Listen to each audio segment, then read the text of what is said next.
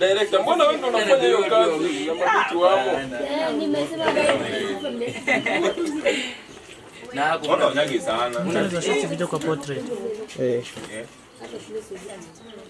Hiyo ndio mashirika nyingine hapa. Basi na wewe wasenge. Ile ndio kivaka sasa wako pendeza. Unachukua wote ama wote. Leo ni si. Kuna moja itakuwa nyingi. Kawakie katikati. Hii ndio tofauti imeisha. Hizo ndio inaisha. Sasa nyewe mmesahau kama mtu ataenda kuchukuliana ndani. Tena kuchukua soda nyingine elewa. sasa? Unajaribu kuongea tu. Jaribu kuongea. Ongea. Hiyo ndio yako itakuwa nyingi. Yako ndio ndio.